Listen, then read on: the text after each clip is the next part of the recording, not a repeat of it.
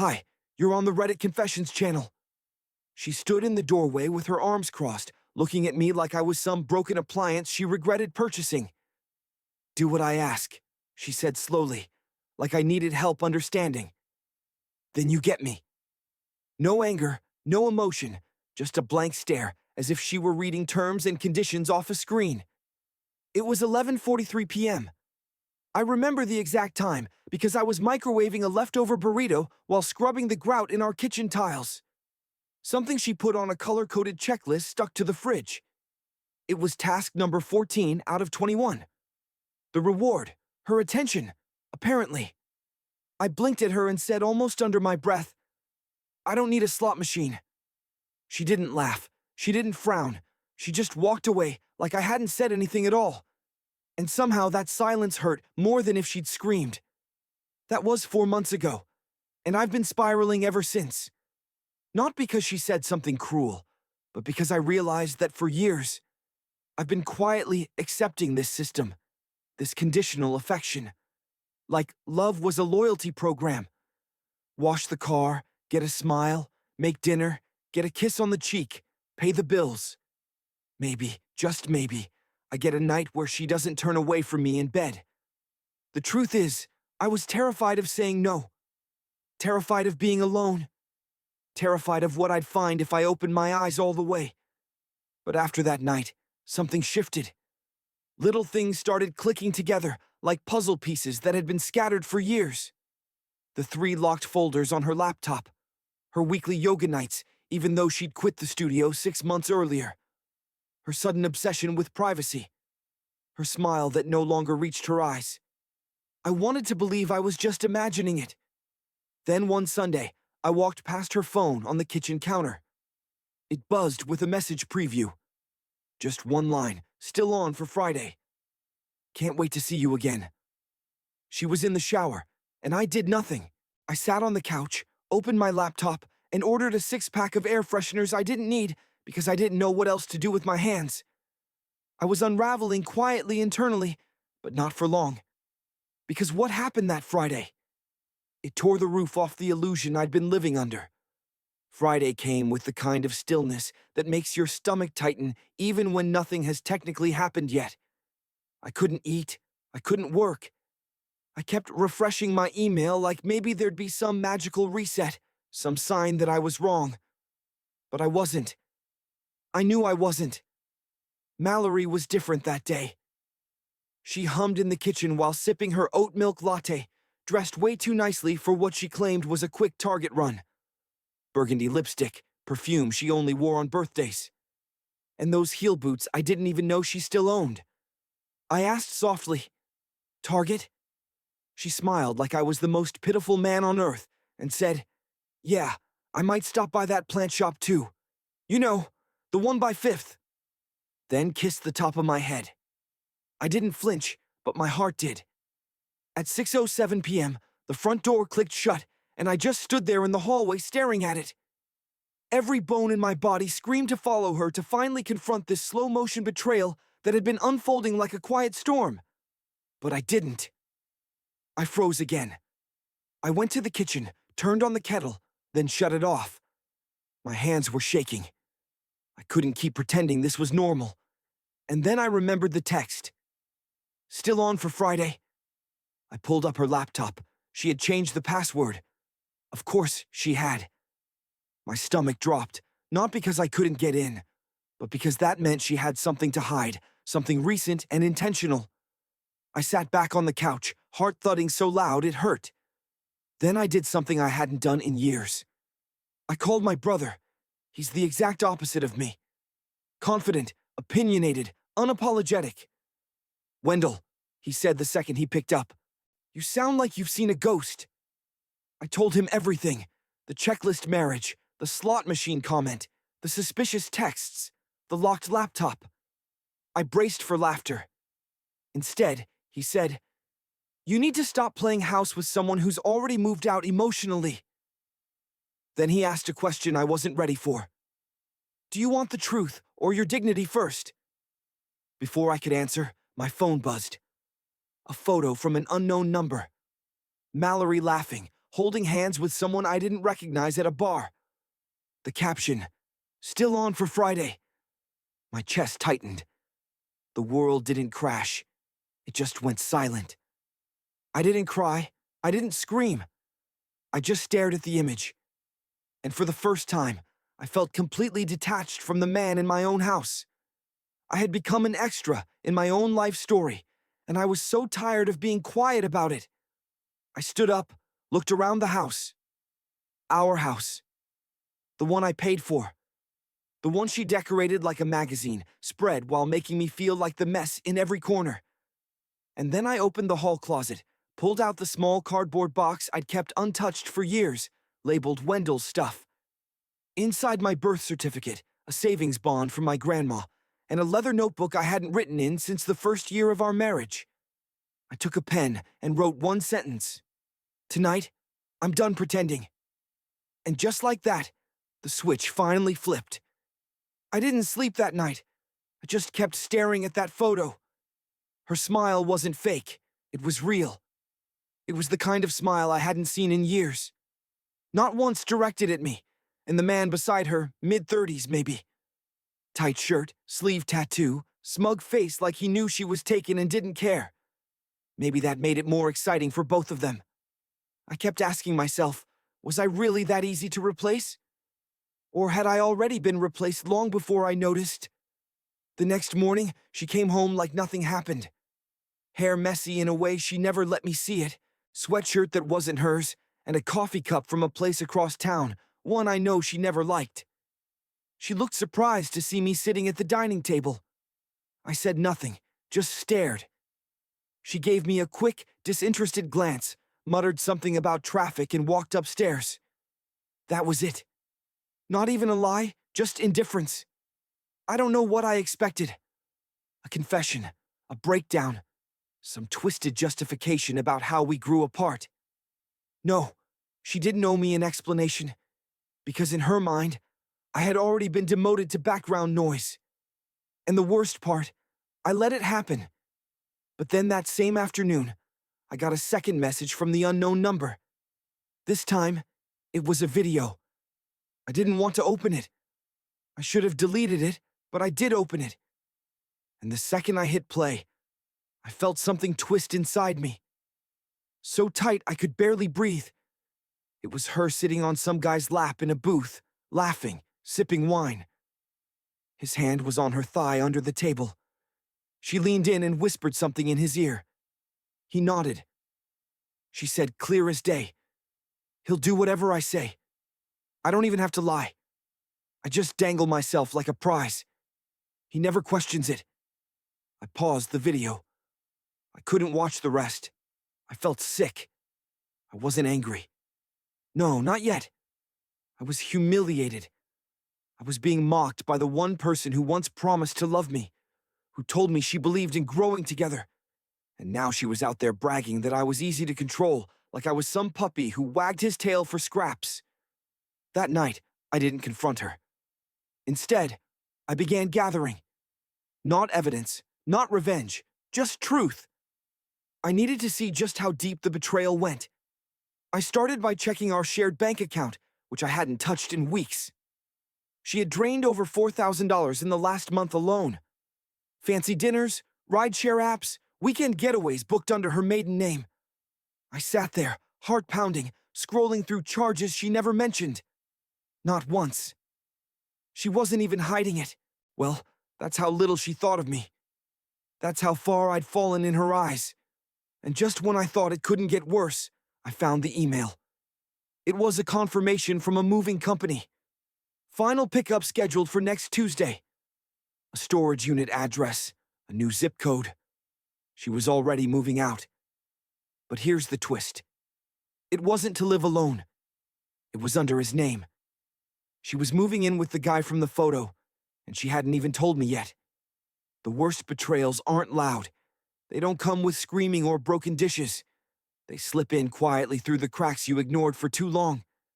That's how it felt when I saw the name on the lease agreement, Jordan Lane. I had never heard of him before, not once.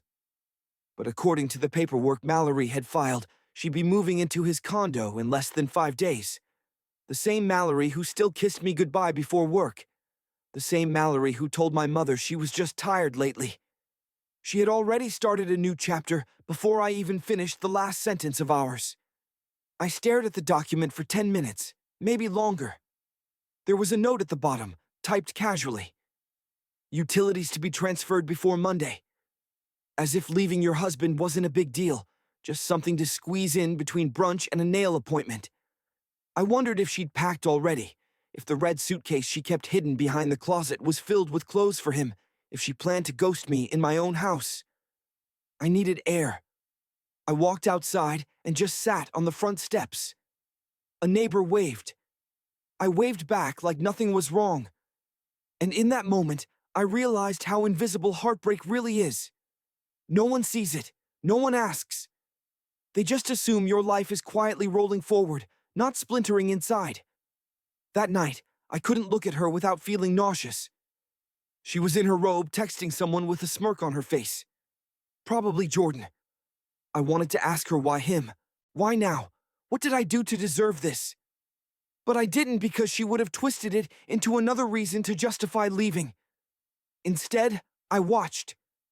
I listened. I observed every little detail like a man taking mental photographs of a crime scene. The next day, she was gone again. Meeting some friends, she said. No names, no time, just a vague excuse. I waited 20 minutes. Then I opened the drawer by her side of the bed. I found her spare phone, the one she thought I didn't know about. I unlocked it using her old birthday. She never changed it. And that's when I saw everything. Messages to Jordan that made my skin crawl. Photos, voicemails, plans. She wasn't hesitating. She was invested. She had been telling him how boring I was, how she felt like she was mothering a man-child. She even joked about how easy it was to manipulate me. He still thinks we're going through a rough patch, she wrote in one thread. Poor Wendell, he's trying so hard. I laughed. I actually laughed out loud. It was either that or scream. But then, there was one message that froze me. It was from Jordan, and it said, "Does he know we met before the separation?" And she replied, "No, he still thinks I met you this year. Let's keep it that way." I reread it twice. My jaw tightened. I hadn't just been lied to. I'd been set up. The marriage hadn't collapsed. It had been replaced before it even began to crumble. And I knew in that moment that she wasn't just leaving me. She had been gone for a long time. I nodded, told her to have fun. Inside, I was already breaking because I knew exactly where she was going, and it wasn't with the girls. The day of her birthday, she left early. Too early for a dinner. She wore heels, lipstick, a gold necklace I'd given her years ago, when things still felt real. I watched her walk out without so much as a goodbye, and I just sat there on the couch alone. I didn't cry. I didn't drink. I didn't do anything until 6:43 p.m. when my phone buzzed again. Another message. Same number. Thought you might want to see who she's really with tonight. Attached was a photo. Mallory laughing with Jordan at a rooftop bar. They were toasting something. Maybe her freedom. Maybe the fact that I was still in the dark in her mind, but I wasn't anymore. I had been in the dark too long, and now I saw everything clearly. But what got me wasn't just the photo. It was the message beneath it. Ask her about the trip she took to Atlanta last spring. Atlanta. That word made my spine stiffen. She told me it was a work retreat. 3 days, no signal. All women. I remembered how she came back distant, annoyed with me for asking how it went. She said I was too clingy. I let it go. I always let it go. I couldn't anymore. I went back to the spare phone and scrolled through older messages. I don't know why I hadn't done it before. There it was. March 12th. Jordan. Can't wait to see you tonight. Room 317, same hotel as last time. Mallory. Don't forget the rose, and I'll wear the red thing. I felt something hollow out inside me. That Atlanta trip wasn't the beginning. It was a continuation of something they'd started long before I even suspected. She lied to my face, slept beside me, laughed at my jokes, kissed me goodnight, all while sneaking off to be someone else with someone new. I went to the bedroom and sat on the edge of the bed, staring at her side of the closet. It was half empty. Some of her shoes were gone, her favorite hoodie, a few necklaces. She was moving piece by piece, so I wouldn't notice the whole thing missing until it was too late. And it almost was, but I wasn't going to wait for her to leave me in silence. If she wanted a show, she was going to get one. And her birthday would be the perfect stage. I grabbed my notebook. Not the one with the sad journaling, the other one. The one I kept for lists, plans, things I never thought I'd need again. And at the top of a blank page, I wrote 3 words. Make her speak.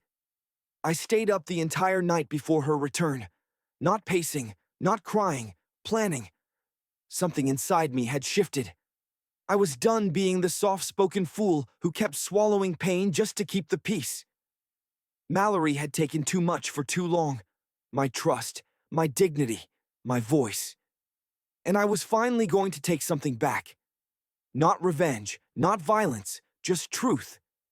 Truth presented in a way that couldn't be twisted or gaslit or conveniently ignored. The house was dark when she came home. I turned off every light except for one, the hallway bulb near the stairs. It flickered slightly, casting long, shifting shadows across the entryway. She stepped in, wearing that navy blue dress and heels that clacked against the hardwood like an unwanted metronome. She was holding a gift bag. I wondered if it was from Jordan. Perfume, lingerie. I didn't care. "Why is it so dark?" she called out, placing her keys in the bowl by the door. Her voice was steady, bored even. She didn't know what was coming. I didn't answer from the couch. I waited. She walked into the living room and froze when she saw what was on the coffee table. Photos printed, lined up neatly. Her with Jordan at the rooftop bar. Her holding hands with him at the park. Her in Atlanta outside a hotel entrance. All time-stamped, all undeniable. Her mouth opened, but nothing came out. I spoke before she could find words to reshape the narrative. "I know everything," I said, calm stone. "Not just about him, about Atlanta, about the moving truck, about how long this has been going on." Mallory blinked, then did what she always did, tried to pivot. "I can explain." "No," I said. "You already did, in texts, in photos, in lies." She took a step forward. "Wendell, you're blowing this out of proportion. You've been distant for months. We're not happy. This was just... It wasn't planned." I chuckled. Actually chuckled. "Not planned? You booked movers, opened a new joint account, changed your mailing address. You made sure I wouldn't notice until you were gone." "I didn't want to hurt you." "That's rich," I said. "You didn't want to hurt me, but you let me rub your feet the night you came back from Atlanta. You looked me in the eye while calling me sweet, all while texting him under the table."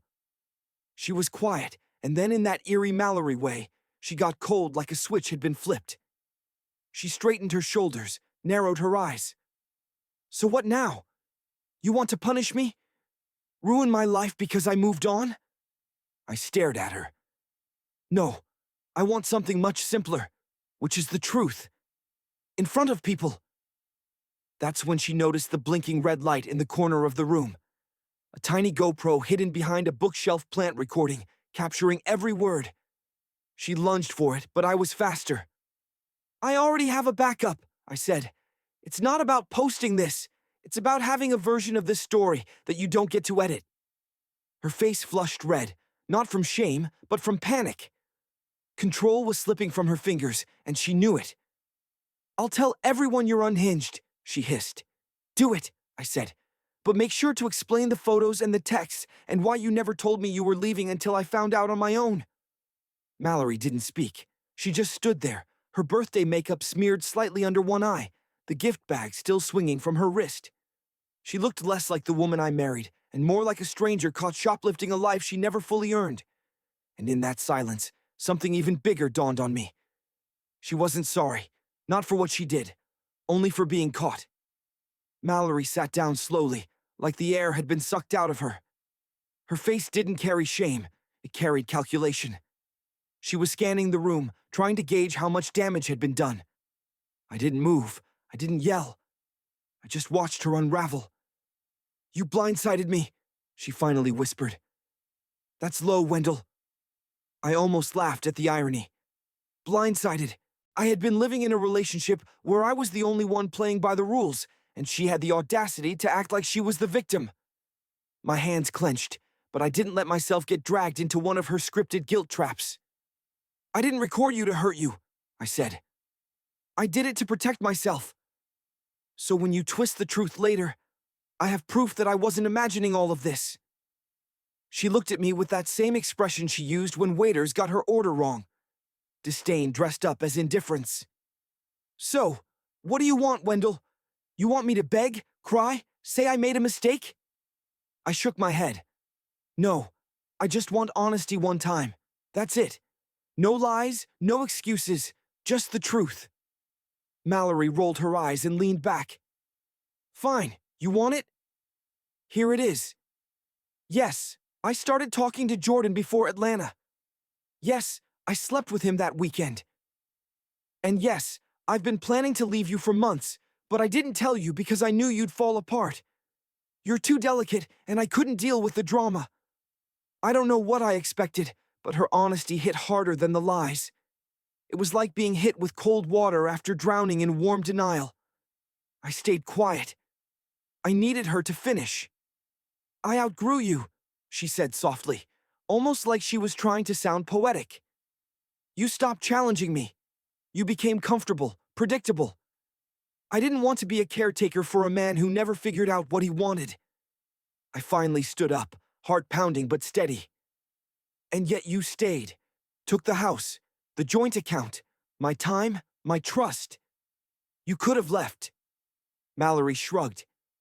"It was easier this way." Easier. That one word shattered the last piece of me, holding on to any memory of who we used to be. I wasn't heartbroken anymore. I was humiliated. But underneath that, something stronger was growing. Clarity. I nodded slowly, then handed her an envelope. Inside was a letter I'd written earlier that week. Not just a goodbye, but a notice. I was moving out. The lease on a small place across town was already signed. The utilities in my name, my essentials already packed in the trunk of my car. She had been planning her escape, but I had quietly planned mine too. Her face fell. "Wait, you're leaving?" "Yeah," I said. "You made it clear you've already checked out. I'm just making it official." For the first time that night, she looked stunned. Not because she lost me, but because she didn't get to be the one who walked away first. Mallory never planned for me to leave. She planned to replace me quietly, neatly, without resistance. But I was done being the easy one. Mallory didn't speak for a long time after I told her I was leaving. She just stared at the envelope like it had insulted her. Maybe it did. Maybe it offended her that I wasn't falling apart, begging her to stay, or chasing the ghost of the woman I married. That silence between us wasn't heavy anymore. It was empty, like two strangers waiting for an elevator on different floors of life. She finally asked, "So, you're just done?" And I said, "No, I was done a long time ago. I just didn't know it until now." That night, I didn't sleep in the guest room. I slept in my car. Everything I needed was already packed. 3 duffel bags, my notebook, and a laptop that still had bookmarks, 2 articles I never finished reading. I drove to the new place at 2:17 a.m. No music playing, just the hum of a man who had finally stopped lying to himself. The apartment was small, 2 rooms, carpet that needed replacing, but it felt like air. For the first time in years, I wasn't walking on eggshells. I was walking on my own terms. I stood in the middle of that quiet room, dropped my bags, and actually laughed.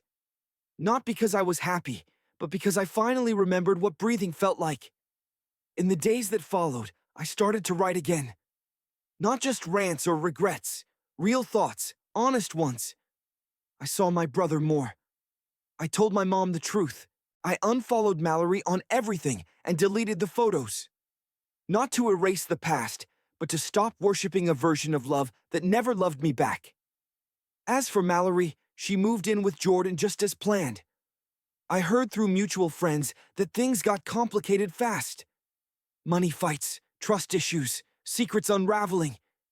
Maybe she finally realized that love isn't a performance review. Or maybe she didn't. It's not my job to wonder anymore. And me, I still flinch at small things. I still check for signs. But I also started sleeping through the night. That alone feels like a miracle. I didn't win anything. There's no revenge arc here. Just a quiet man who remembered how to choose himself after years of being the background character in his own life. So yeah, this is my confession. Not to get pity, not to get applause, but maybe, just maybe, to remind someone watching this that silence isn't strength when it's protecting someone else's lies. Have you ever walked away from someone who thought they'd already replaced you? Tell us in the comments what moment made you say enough. And if this story hit close to home, don't forget to like, share, and subscribe to Reddit Confessions, because sometimes the most powerful ending is the one where you walk out quietly and never look back.